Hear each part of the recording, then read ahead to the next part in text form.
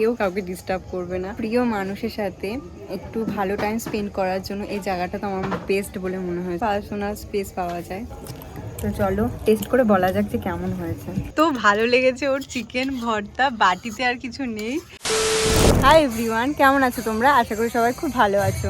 আজকে আমরা রেডি হয়ে বেরিয়ে পড়েছি, একটা রেস্টুরেন্টে যাব। আজকে সোনালি আমাদের বার্থডে ট্রিট দেবে। এবার ঘটনাটা হচ্ছে আগের বছর ডিসেম্বরে গেছে ওর বার্থডে, আর এটা হচ্ছে 2025-এর নভেম্বর 2 তারিখ, মানে পুরো টানা 1 বছর প্রায় ঘুরে গেল। আজকে ও ট্রিট দেওয়ার সময় হয়েছে। আমার কষ্ট। আজকে তো ওর মানে পকেট খালি করব। তো চলো যাওয়া যাক। আমরা এখন টোটোতে উঠে পড়েছি। এই যে আমাদের ট্রিপ দেওয়ার জন্য নিয়ে যাচ্ছে।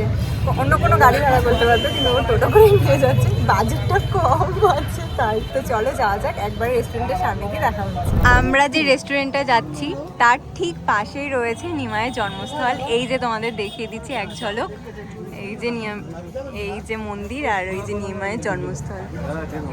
আমরা টোটো থেকে নেমেই পড়েছি, আর এই রাস্তাটা থেকে একটুখানি এগিয়ে গেলেই পড়বে বনলতা রেস্টুরেন্ট। এই যে আমরা চলে এসেছি বনলতা রেস্টুরেন্টে, আর এটা হচ্ছে গেটটা। আমরা ভেতরে যাব, চলো যাওয়া যাক। এখানে এসেই দেখতে পেয়ে গেলাম ভালোবাসা শহর নবদ্বীপ। তো আমরা এরকম একটা টেবিল করা আছে, আমরা ভাবছি যে এটাতেই বসবো। আমাদের টেবিলে বসে পড়েছি। এখানে অ্যাম্বিয়েন্সটা তো আমার খুবই ভালো লেগেছে। একটা পার্সোনাল স্পেস আছে, একটু দূরে দূরে সব জায়গাগুলো রয়েছে।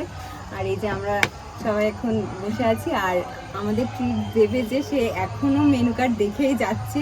এপিট ওপিট সব দেখা হয়ে গেছে, এখনো ঠিক করতে পারেনি যে আমাদের কি খাওয়াবে। তো আমাদের খাবার এখানে চলে এসেছে, আর আজকের মেনু হচ্ছে বাটার নান, এখানে আছে চিকেন ভর্তা, আর ডিমটা তো বেশ ভালো লাগছে মাঝখানে, আর আছে এখানে গার্লিক চিকেন। গার্লিক দেখা যাচ্ছে, একটু একটু দেখা যাচ্ছে।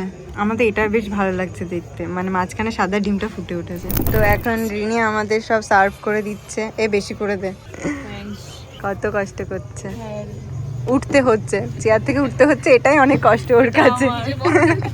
নিচে বড়টা নিয়েছে। আচ্ছা, সোনালি এখন চিকেন ভর্তা সার্ভ করছে। ডিমটা কে খাবে? কখন খাবে রিনি সেটাই ভাবছে। তো চলো টেস্ট করে বলা যাক যে কেমন হয়েছে। আশা করি ভালোই হয়েছে, দেখে তো ভালোই লাগছে। আমি একটু বড়ই তুলে ফেলেছি।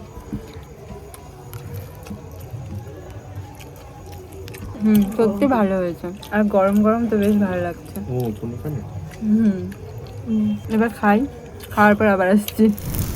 এত ভালো লেগেছে ওর চিকেন ভর্তা, বাটিতে আর কিছু নেই, তবুও চামচের শেষ বিন্দু পর্যন্ত খাচ্ছে। আর নেই, ওটা আর নেই।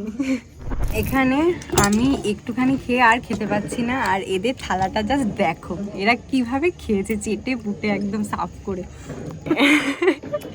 মানে কি লেভেলের পরিষ্কার করে খেয়েছে।